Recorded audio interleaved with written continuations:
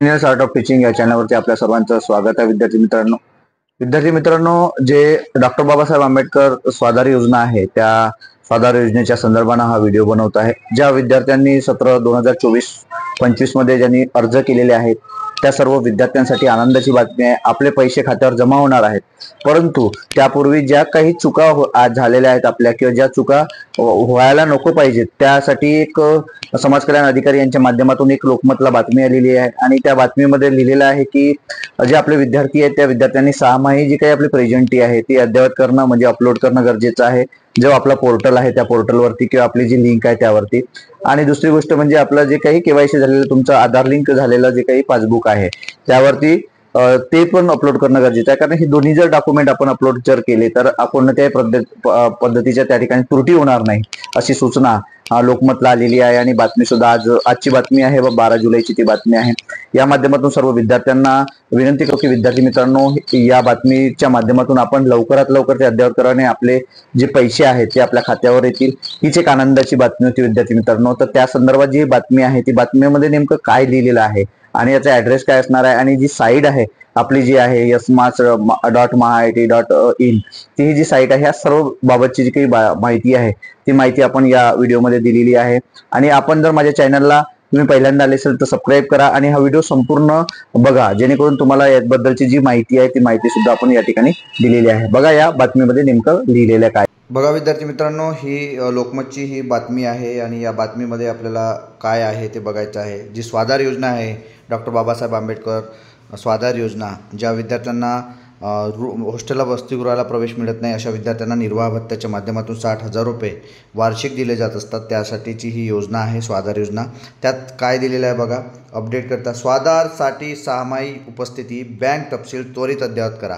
पहा, 6 उपस्थिती आपल्याला अपलोड करावं लागते, तिथे नेऊन द्यावं लागते डॉक्युमेंट.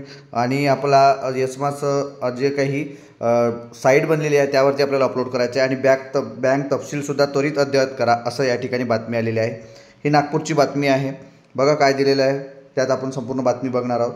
नागपूर, भारत सरकारच्या डॉक्टर बाबासाहेब आंबेडकर स्वाधार योजना सन 2016-17 पासून अनुसूचित जाती व नवबौद्ध विद्यार्थ्यांना स्वयंपूर्णतेसाठी आर्थिक मदत पुरवते. या योजनेअंतर्गत भोजन, निवास, शैक्षणिक साहित्य, निर्वाह भत्त्याची रक्कम थेट विद्यार्थ्याच्या आधार लिंक बँक खात्यावर जमा केली जाते, म्हणजे DBT दिली जाते, डायरेक्ट बेनिफिट ट्रान्सफर. बघा, त्यामुळे निधीच्या वितरणात अडथळा येऊ नये म्हणून विद्यार्थ्यांनी 6 उपस्थिती व बँक तपशील त्वरित अद्ययावत करावे अशी समाज कल्याण जे आयुक्तालय आहे त्याच्या माध्यमातून विद्यार्थ्यांकरिता सूचना आहे. ज्या विद्यार्थ्यांनी अजूनपर्यंत बँक तपशील आणि आपले 6 जे काही प्रेझेंटी आहे ते जर अपलोड केलेले नसेल तर तुम्हाला ते पैसे येणार नाहीत. बघा समोर काय दिलेलं आहे.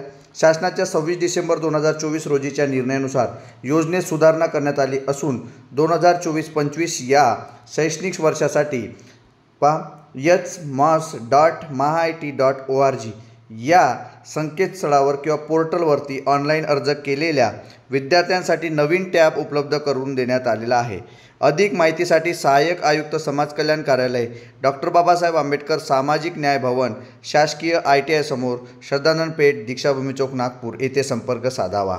त्या ठिकाणी काय दिलेलं आहे पहा, रेड याच्यात काय दिलेलं आहे ते बघून घेऊ. 6 उपस्थिती बँक तपशील अद्ययावत करणे आवश्यक असून यामुळे निधीच्या वितरणात अडथळा येणार नाही.